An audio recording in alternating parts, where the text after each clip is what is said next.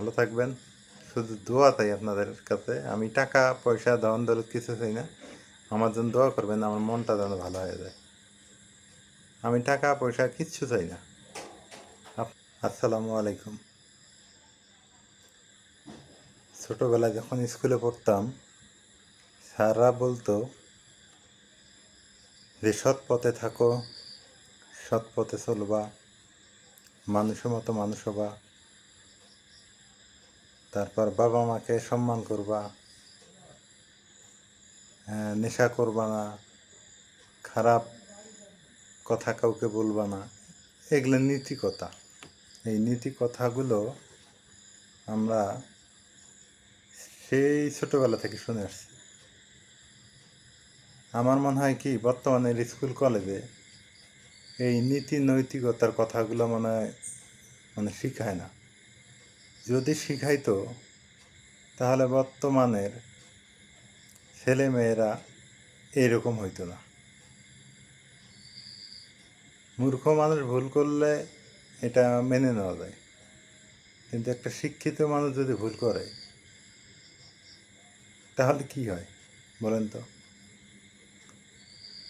হ্যাঁ, ভুল হতে পারে, শিক্ষিতরও ভুল হতে পারে, একদিন দুই দিন তিন দিন, কিন্তু সেটা যদি প্রতিদিন হয় তখন কি এটা ভুল বলা যাবে? এটাকে তখন বলতে হবে স্বভাব। আর আরেকটা কথা, আমরা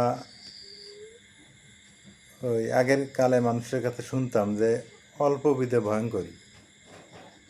যে হয় পড়ালেখা করলে সেই উচ্চ লেভেলে পড়াশোনা করো, আর না হলে পড়াশোনা না করলে নাই।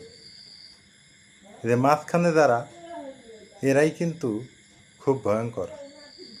এরা নিজেকে মনে করে তারা মানে অনেক শিক্ষিত, অনেক কিছু।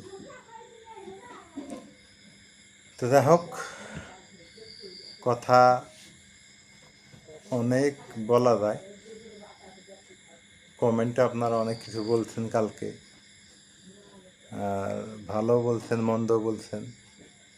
যার জ্ঞানে যতটুক মানে খায় সে ততটুকুই বলছেন, কিন্তু আমি তো ভুক্তভোগী। আমি এর ভালো কোনটা মন্দ কোনটা আমি বুঝি। তো শুধু আমি না, যারা একজন পরিবারের মানে কর্তা বা পরিবার চালায়, সেই বোঝে যে টাকা কোত্থেকে আসে আর টাকা কোথায় যায়। আর যে এটা ইনকাম করবে না বা ব্যয় করবে না, সে বুঝবে না এত কিছু। আজকে একজন আমাকে বলতেছে আমি জমি বিক্রি করব। আমি বললাম দাম কত? বললো 4 কোটি টাকা। আমি কয় শতাংশ? 50%। পরে ভাবলাম যে 4 কোটি টাকা আসলেই হবে, মেন রোডের পাশে তো। 4 কোটি টাকা আজ না হোক 10 বছর পর হলেও হবে। তাই আফসোস করলাম যে তার বাবার জমি সে কিন্তু করেনি। সে অটোমেটিক 4 কোটি টাকার সম্পত্তির মালিক, বাবা রেখে গেছে। আর আমরা নিজে কষ্ট করে রাত জেগে ঘুম ঘুম বাদ দিয়ে অক্লান্ত পরিশ্রম করে পড়ালেখা শেষ করে আজকে এখানে এসে দাঁড়াইছি। এখানেও ঠিক মতো দাঁড়াইতে পারতেছি না, এখানেও থাকতে পারতেছি না। আর কত বলেন, আপনারাই বলেন, আর কত ধৈর্য ধরা যায়? ধৈর্যের তো একটা লিমিট আছে। 10 বছর, 5 বছর, আমার তো 40 বছরই চলে গেল। আপনারা আমার বাইকটা দেখছেন না? পালসার গাড়ি কিনছি না? মানুষ বাইকটা কিনলে মনের মধ্যে একটা আনন্দ থাকে না? আমার কিন্তু সেটা নাই। আমার জীবনটাই হয়ে গেছে জানেন কি? আমার জীবনটাই হয়েছে বেদনা। আমার জীবনে আনন্দ ফুর্তি বলতে কিছু নেই, সব নষ্ট হয়ে গেছে।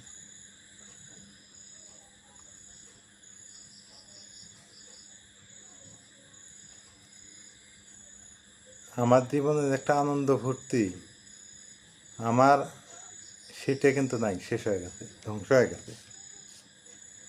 মানুষ উৎসাহ নিয়ে কাজ করলে সেই কাজটা ভালো লাগে।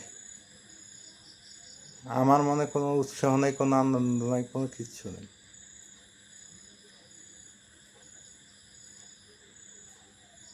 শুধু দিয়েই গেলাম, পাইলাম না। কি পাইলাম জীবনে বলেন? মানুষ কিছু না কিছু করে, চেষ্টা করে যে একটা একটা না একটা পাওয়ার আশায়। আমি কি পাইলাম? নারী মানুষ তো অহরহ কাঁদতে পারে, এখানে কাঁদে, ওখানে কাঁদে, ওখানে কাঁদে, সবাই দেখে, কিন্তু পুরুষের কান্না কেউ দেখে না। না সমাজ দেখে, না পরিবার দেখে, না দেশের আইন দেখে। পুরুষ না সত্যি এক আজব প্রাণী, আমি এখন বুঝতেছি। পুরুষ মানুষ মানে একটা আজব প্রাণী। আল্লাহ বানাইছেই এইভাবেই মনে হয়। নারীরা তো কান্না করে দিতে যায়, পুরুষ কিভাবে দিতে? আমাকে দেখান তো।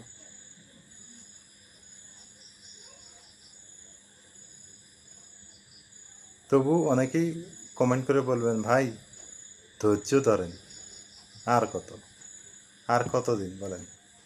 ধৈর্য ধরে লাভ কি? ধৈর্য ধরলাম, ঠিক আছে, আপনাদের কথাই শুনলাম, ধৈর্য ধরলাম, ধৈর্য ধরে কী হবে? অনেক টাকার মালিক হব, টাকাই কি সুখ?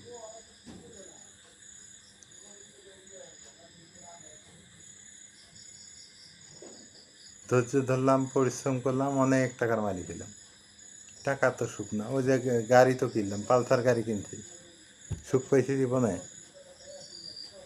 কই সুখ? প্রাইভেট কার কিনলেও সুখ হবে না।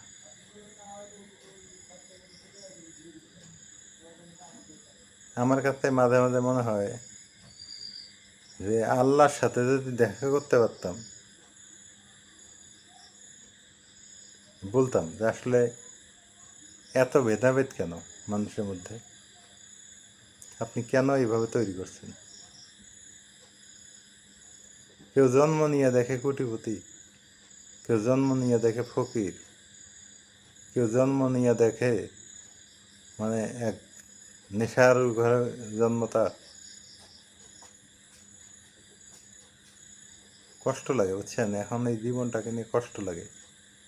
আর কাজ ওঠে না, হাতের মধ্যে না কাজ ওঠে না, ভালো লাগে না। আগে একটা সময় প্রচুর কাজ করতাম, রাতের পর রাত জেগে অনলাইনে যারা কাজ করে, হয়তো বা আপনার আশেপাশে যারা করে তাদেরকে জিজ্ঞেস করেন যে ইন্টারনেটে কাজ বানি রাত জায়গা।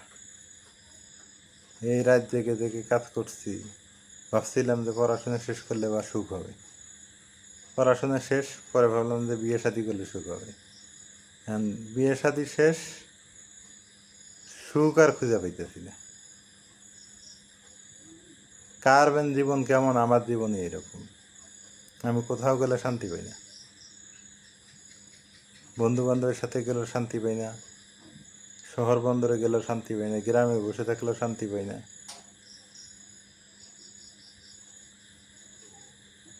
পাবো কীভাবে? মনে করেন যে পরিবারে ঝগড়াঝাটি একটার পর একটা লেগেই আছে। 2 মাস না যাইতেই শুরু, 3 মাস না যাইতেই শুরু। একটা সময় ভাবতাম যে অভাব অনটন আছে, হয়তো বা এই কারণে ঝগড়াঝাটি, কিন্তু এখন তো দেখি না, এটা তো স্বভাব। এটা তো স্বভাব, যাদের আসলে স্বভাব খারাপ তারা ঝগড়া করবেই। আসলে আমাকে কেউ বোঝে না বুঝছেন। আমি যদি দুধের মধ্যে চুবাইয়াও রাখি, আমাকে কেউ বুঝবে না।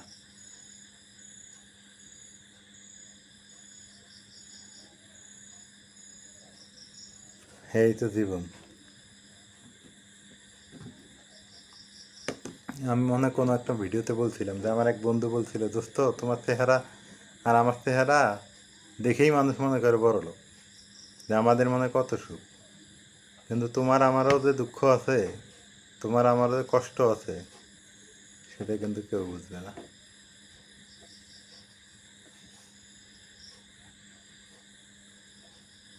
এত দূর এসে নিজেকে মনে হইতেছে অর্থহীনভাবে বেঁচে আছি।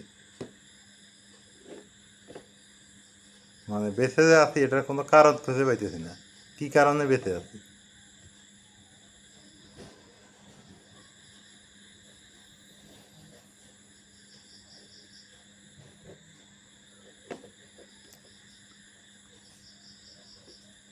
তো আসলেই কি বলি, বিয়ে শাদী করতে গেলে আপেল কেটে দেয়, আঙ্গুর কেটে দেয়, ফলমূল কেটে দেয়, ভদ্র ব্যবহার। কিন্তু বিয়ে শাদী করার পর এই ব্যবহার আর থাকে না মানুষের।